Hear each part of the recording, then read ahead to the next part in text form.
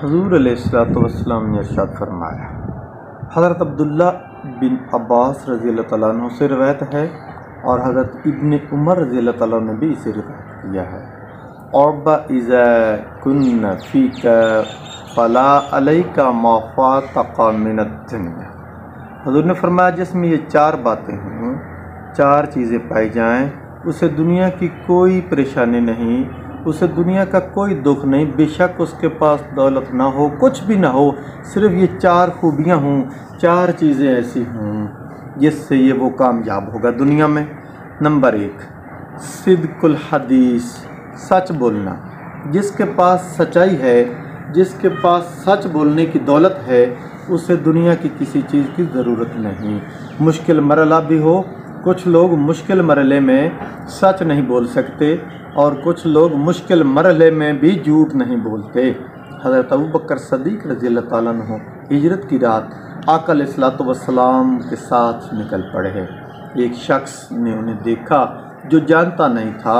हुज़ूर अलैहिस्सलातु वस्सलाम की गिरफ्तारी के लिए अबू जहल लांती ने 100 सुर्ख ऊँट, 200 औकिया चांदी और बहुत सारे इनाम व इकराम व तकरीम रखे थे कि जो बंदा गिरफ़्तार करके लाएगा उसे इतना इनाम दिया जाएगा।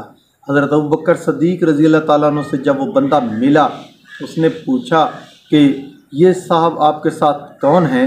हज़रत अबू बकर सदीक़ रज़ियल्लाहु तआला अन्हु एक लम्हा के लिए तो रुके, परेशान हुए कि अब अगर बताता हूँ कि हुज़ूर अलैहिस्सलातु वस्सलाम हैं तो ये शख्स गिरफ़्तार करा देगा, अगर बताता हूँ कि ये वो नहीं कोई और है तो ये झूठ होगा अलैहिस्सलातु वस्सलाम की। तो हज़रत अबू बकर सदीक़ रज़ियल्लाहु तआला अन्हु ने सोच कर समझ कर एक तरकीब बना ली एक लम्हे में कि फरमाया ये हादी हैं। अब अरब में सफ़र करने का तरीका सिर्फ़ काफ़िलों के साथ होता था, या जिसने अकेले सफ़र करना होता तो वो सफ़र के रास्ते नहीं जानता था। आजकल की सड़कें चूँकि ना थी, इस लिहाज से उस वक्त के हालात के मुताबिक या कोई हादी लेना पड़ता था जिसे गाइड के तौर पर जो जंगलों के, पहाड़ों के, सहराओं के रास्ते जानता था वो लेना पड़ता था।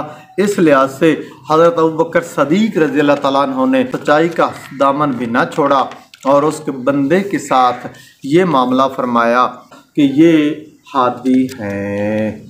असल में तो वो अपने दिलो जान के हादी बना रहे थे, लेकिन उस बंदे को समझ ना आई और उसने सिर्फ यही समझा कि ये वो गाइड है जो रास्ता बताता है।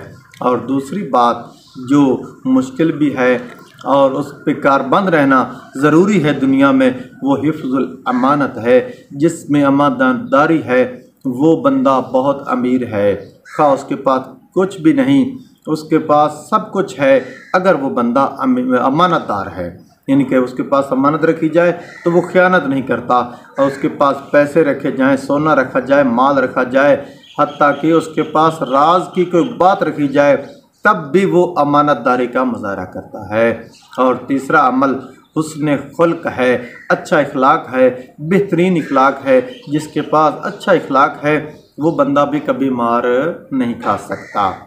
आजकल इखलाक के हवाले से एक मफ़हूम जो आम समझा जाता है कि जो भी आता है उसे हंस कर मुस्करा कर मिला जाए, और मिलने के बाद क्या है कि उसकी जड़ें काटी जाएं, उसकी ग़ीबत की जाए, पीठ पीछे उसकी बुराई बयान की जाए, तो ये भी बहुत बड़ा गलत फ़ैसला है जो इखलाक के हवाले से हम लोगों ने कर रखा है।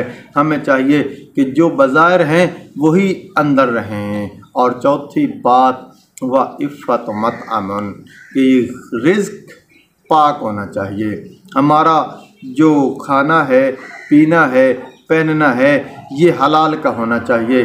आका अलैहिस्सलातु वस्सलाम ने इरशाद फरमाया, जो बंदा हज करने के लिए इहराम पहनकर खाना काबा में पहुंच जाए, चक्कर लगा ले, सारे मनासिक हज अदा करने के बाद दुआ करे, लेकिन उसने जो खाया हो वो हराम का हो, जो पिया हो वो हराम का हो, जो पहना हो वो हराम का हो, तो उसकी कोई दुआ कबूल नहीं होगी, ना उसकी अपनी दुआ कबूल होगी, ना किसी बुज़ुर्ग की दुआ उसके हक़ में की गई कबूल होगी। क्योंकि आका अलैहिस्सलातु वस्सलाम के इरशाद के मुताबिक जिसने एक लुक़मा भी हराम खाया उसकी 40 दिन दुआ कबूल नहीं होती। तो जिसने सारा कुछ पहन रखा है, खा रखा है, पी रखा है, उसकी दुआ कैसे कबूल होगी। हमें अल्लाह के मोमिन बंदों की अलामतें याद भी करनी चाहिए, उन पे अमल भी करना चाहिए। तो ये 4 बुनियादी अलामतें हैं, 4 बुनियादी निशानियां हैं जो मोमिन में पाई जाती हैं। अल्लाह ताला हमें मोमिन बनने की तौफीक अता फरमाए।